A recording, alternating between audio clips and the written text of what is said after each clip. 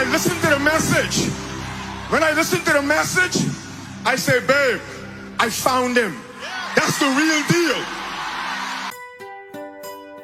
This is the Gospel Update TV. The update that inspires.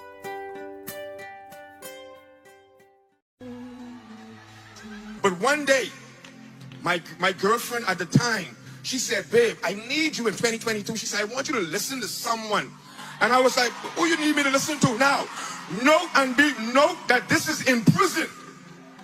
This isn't on, I'm not on TV or I'm watching TV. This is in prison. And she said, this is an African preacher. I said, man, I don't want to hear no African preacher right now, man. And so she says, no, babe, I'm telling you, from the minute I heard Apostle Joshua's voice,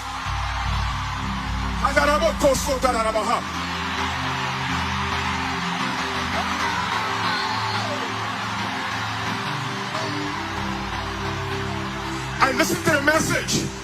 When I listened to the message, I said, babe, I found him. That's the real deal. From that minute on, for months, it's not cheap to use the phone in prison. But I listened to him over and over. And now watch this. I came out of prison last year, February, right? I end up, because I don't have any education, so on and so forth, I had to work at waste management, throwing garbage. And so even though the money was okay and I was taking care of my home and everything, eventually working, I became very laborious. I would be working, garbage juice would be splashing in my face.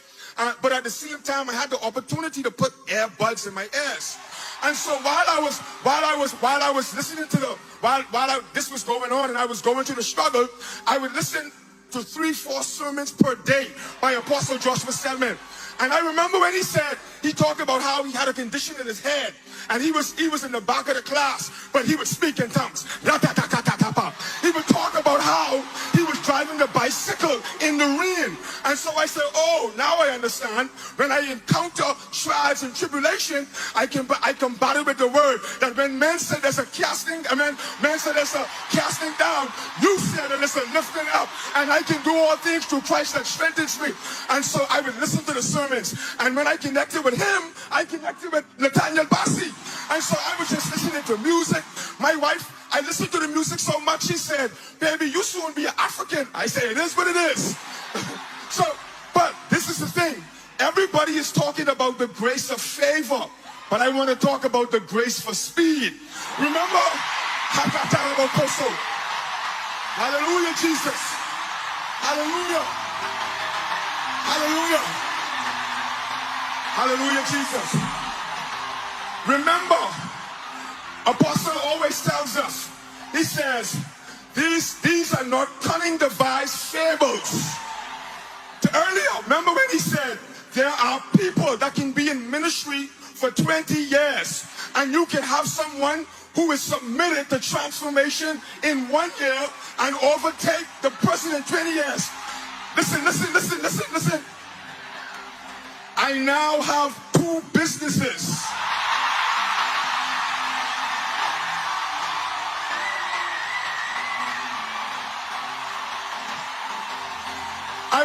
I was homeless, and I now own my own home. Me and my wife and my mother-in-law, we are now in the process. Listen, in less than 15 months, we are about to build a homeless shelter.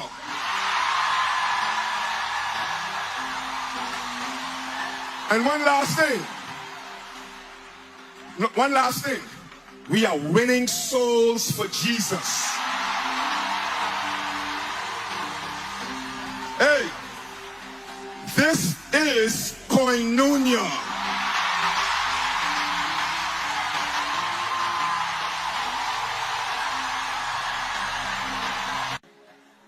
Now, there are prophetic seasons, I understand. But territorial revivals do not have dates. No matter what date you see for a revival, it will never happen if the vessel is not ready. So God can give Abraham a prophetic word that the nation of Israel will be in captivity for 400 years.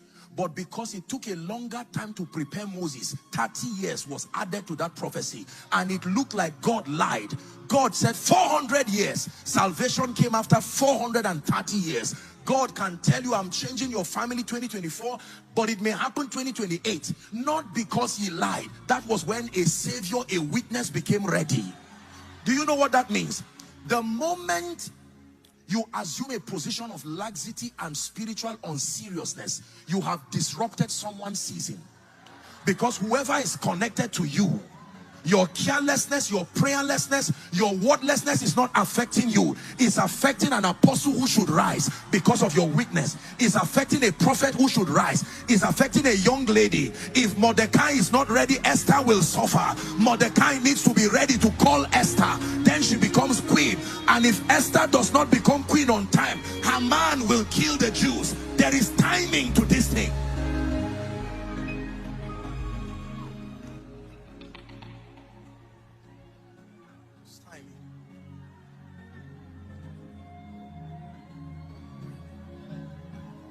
Hallelujah. We're about to pray. The first reason why revivals die and don't even start in the first place is because there are no vessels available, yielded, and trained. Let me give you the second and we'll wrap up this session. Don't miss tonight. Invite everybody you can find in America, because it's going to be both rain and fire. The Holy Spirit is both. He is rain and his fire. When he reveals himself as rain and as a river, he is giving life. But when he reveals himself as fire, it is empowerment for service. He doesn't empower as river, he empowers as fire.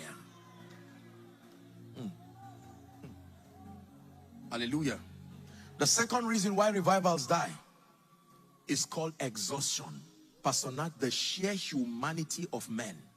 The fact that the vessels, the treasure is in earthen vessels. We get tired. We get exhausted, unfortunately. Now, let's learn a lesson in the next 5 minutes from the candle. Because when it has to do with the impact of a witness, the Bible uses a candle. Neither do men light a candle. Are we still here? Now, there is a big advantage with the candle, because every other part that connects with the fire is inside the candle, but there is a part that is out.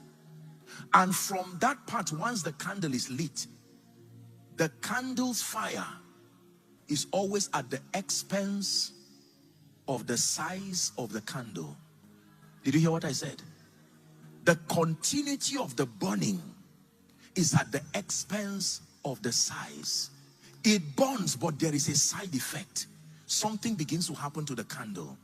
It melts from the same fire, not an enemy.